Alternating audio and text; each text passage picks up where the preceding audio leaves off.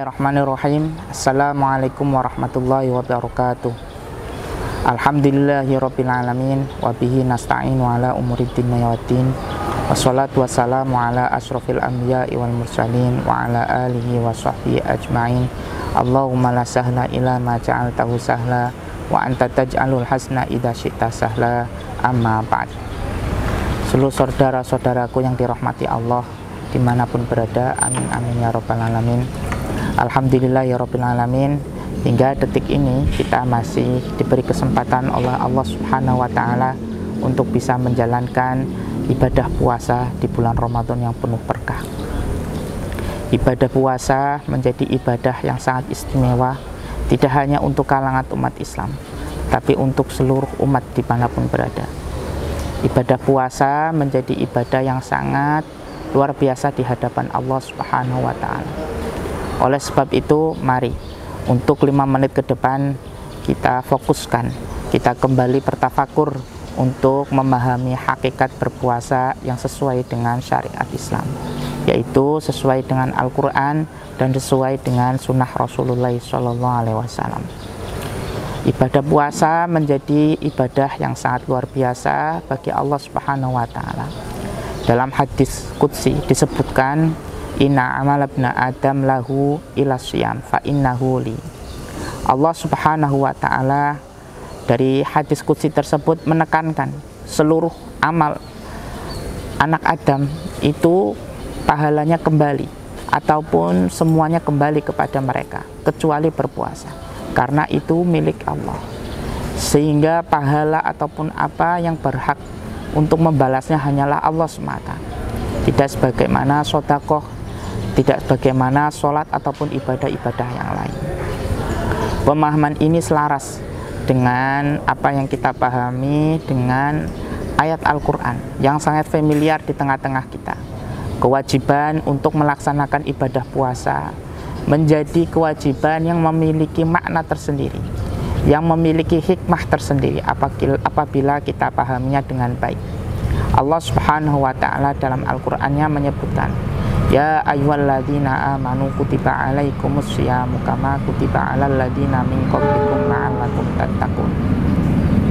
Bentuk khitab ataupun panggilan ya ayyuhalladzina amanu itu seakan langsung mubasyarah dari Allah kepada hambanya, kepada hamba-hambanya yang beriman. Tidak menyebutkan qul ya ayyuhalladzina amanu, akan tetapi langsung ya ayyuhalladzina amanu. Berarti seakan-akan Allah sedang berkomunikasi langsung kepada hambanya. Berbeda dengan ayat-ayat yang lain yang indikasinya memang diperantarai oleh Kanjeng Nabi Muhammad SAW. Ya ayyuhalladzina amanu kutiba alaikumus syiyamu kama kutiba alal ladzina min qablikum la'allakum tattaqun. Redaksi pemilihan menggunakan kutiba, padahal makna yang dikehendaki adalah furido, itu diwajibkan. Apabila kita melihat ayat ini di dalam Al-Quran, ayat kewajiban berpuasa itu berada di tengah-tengah dari ayat-ayat yang mengindikasikan agar kita untuk mau bersabar ataupun hal-hal yang harus kita sabari, yaitu ayat tentang kisos, yang kedua ayat tentang wasiat. Kemudian di akhir setelah puasa ada ayat yang menjelaskan tentang haji. Al-hajju asyhurum ma'lumat. Kita apabila melihat konteks hukum, yang pertama kisos, yang kedua adalah wasiat, yang ketiga adalah bentuk dari haji. Semua adalah bentuk-bentuk syariat yang memberikan tekanan kepada kita agar kita mau bersabar. Dan tekanan itu ternyata nampaknya tidak begitu ketika kita melihat berpuasa apabila redaksinya menggunakan furido saja. Masih banyak dari kita yang seakan-akan menggampangkan ibadah yang satu ini, ibadah berbentuk puasa. Oleh sebab itu, agar penekanan ini lebih, agar penekanan ini ada tingkat plusnya, sehingga tidak hanya sekedar furido, tetapi menggunakan redaksi kutiba, yang mana kutiba apabila kita aplikasikan dalam kehidupan kita sehari-hari pada saat ini, itu akan terasa, sangat terasa ketika kita melakukan pekerjaan, perjanjian di hitam di atas putih. Itu akan semakin kuat perjanjian tersebut. Oleh sebab itu tidak heran apabila ahli mufassirin yang memilih memberikan tafsiran mengapa tidak menggunakan lafadz kutiba, kenapa tidak menggunakan lafadz furido tetapi menggunakan lafadz kutiba. Sungguh luar biasa makna tersebut. Di akhir ayat la'allakum tattaqun, ini menjadi hikmah di mana berpuasa akan menjadikan kita bertakwa. Namun takwa yang seperti apa yang bisa menjadikan kita dengan berpuasa bisa menjadi orang yang bertakwa?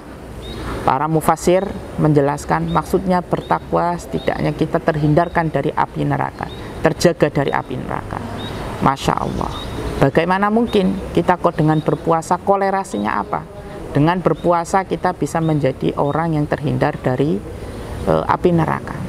Sebuah hadis disebutkan, idza jaa Ramadan futihat abwabul jannah wa ghuliqatil abwabun nar wa suffidatil syayatin. Kita sering menafsirkan ini menjadi hadis yang sangat populer, di mana ketika datang bulan Ramadan maka pintu-pintu surga terbuka, pintu-pintu neraka terkunci dan para setan dibelenggu. Namun seringkali kita belum bisa memaknainya dengan baik. Masih ada pemahaman-pemahaman yang kurang tepat dalam memahami hadis Nabi Muhammad SAW terkait puasa tersebut.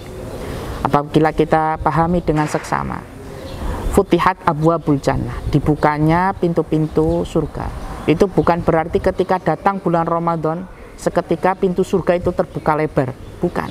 Tetapi dibukanya amal yang berlipat ganda yang menjadikan kita mungkin masuk surga lebih cepat dan lebih peluangnya lebih banyak, karena amal di bulan puasa dilipat gandakan.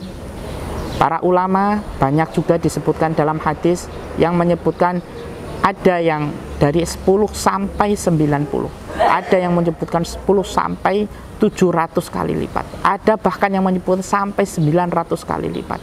Sungguh luar biasa apabila ibadah-ibadah yang biasa kita lakukan setiap harinya hanya mendapatkan beberapa pahala, tetapi ketika bulan Ramadan datang dilipat gandakan. Kemudian wa ghuliqat abwabul nar, dikuncinya pintu-pintu neraka.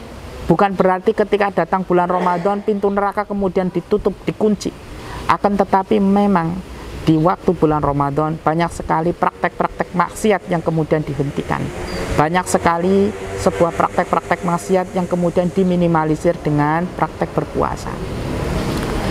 Dan yang paling penting, wasufidati syayatin, para setan itu dibelenggu. Bukan berarti para setan tidak mungkin berkeliaran, karena hal ini tidak selaras, tidak berjalan dengan hadis Nabi Muhammad SAW yang menyebutkan inna syayatina yajri min ibni adam majrad dam, bahwasanya setan itu akan selalu mengganggu manusia selama darah ini mengalir, mengganggunya di antara selip-selip darah yang mengalir. Jadi bagaimana dengan pemahaman ayat pemahaman hadis Nabi Muhammad wasufidatis syayatin? Itu maksudnya meminimalisir para setan untuk menggoda manusia yang sedang berpuasa. Karena orang yang berpuasa tidak lagi merasakan keinginan untuk syahwat, karena syahwat itu telah dihancurkan dengan berpuasa. Oleh sebab itu sungguh luar biasa hikmah makna dari apa yang telah kita jalankan, apa yang kita lakukan hingga detik ini kita berpuasa. Kita semoga selalu diberikan kesehatan, selalu diberikan perlindungan Allah Subhanahu wa taala, sehingga kita bisa menyelesaikan tugas kita dalam berpuasa, kita bisa menjalankannya dengan baik sampai akhir bulan nanti. Dan semoga di tahun-tahun ke depan kita juga masih diberi kesempatan untuk melaksanakan berpuasa di bulan Ramadan yang mulia ini. Mungkin itu yang bisa kita sampaikan, kurang lebihnya mohon maaf. Wabillahi taufiq wal hidayah wa ridha wal inayah. Wassalamualaikum warahmatullahi wabarakatuh.